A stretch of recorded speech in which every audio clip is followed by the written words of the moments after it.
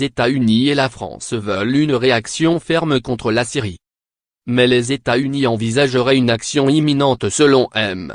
Trump, qui a rencontré ses conseillers militaires dans la soirée du 9 avril à Washington.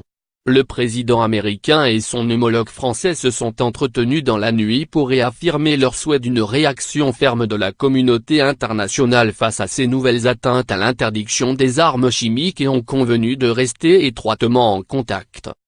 Un peu plus tôt dans la journée, le Conseil de sécurité de l'ONU s'était réuni en urgence, lors d'une session particulièrement tendue, pour évoquer l'attaque au gaz toxique sur Douma.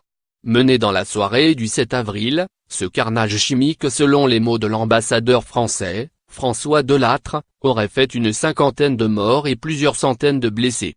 Les symptômes sont typiques d'une exposition à un agent neurotoxique puissant, combiné au chlore pour en augmenter l'effet létal, a exposé le représentant du Quai d'Orsay. Dès la nouvelle connue, Paris et Washington avaient promis d'apporter une réponse forte à cette provocation du régime Assad.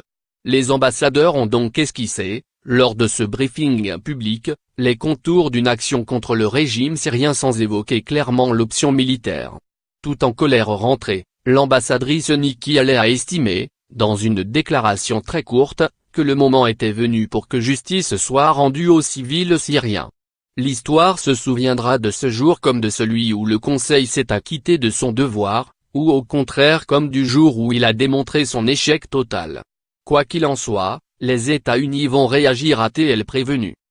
François Delattre, dans une logique de pression maximale sur Moscou, a été très ferme dans sa démonstration des responsabilités russo-syriennes dans l'utilisation d'armes chimiques. Seules les forces armées syriennes ont un intérêt militaire à leur utilisation car ces armes permettent des avancées tactiques bien plus rapides qu'une arme conventionnelle, a-t-il accusé.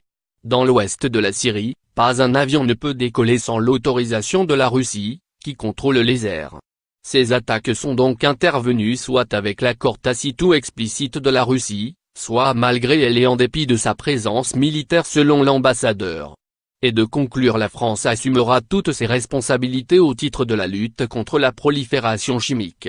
La France sera claire, elle tiendra ses engagements et sa parole.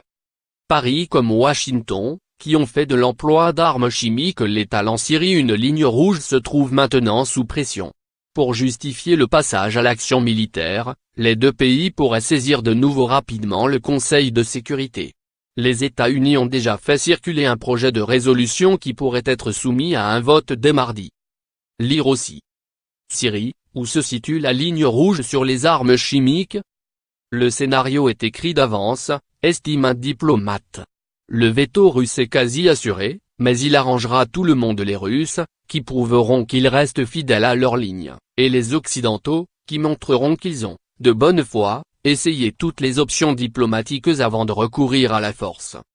Le texte de la résolution, que le monde a pu consulter, renouvelle pour un an la Joint Investigation Mission, JIM, le mécanisme d'enquête réunissant des inspecteurs de l'ONU et de l'Organisation pour l'interdiction des armes chimiques, supprimé par un veto russe en novembre 2017.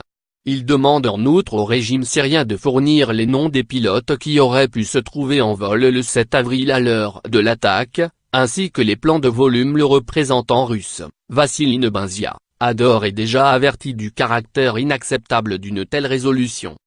Moscou se défend d'avoir permis la moindre attaque chimique et assure que ses experts, qui ont recueilli des échantillons sur le terrain de Douma, n'ont pas relevé d'agents neurotoxiques. Il s'agirait au contraire, pour l'ambassadeur russe, d'une mise en scène macabre organisée par les rebelles.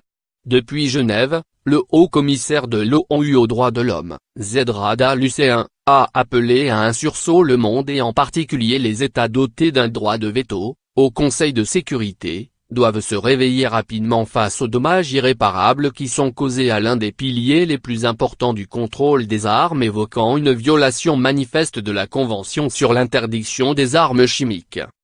Selon l'organisation Human Rights Watch, 85 attaques chimiques ont eu lieu entre août 2013 et février 2018, dont au moins 50 sont imputables au gouvernement syrien en violation du régime de non-prolifération chimique.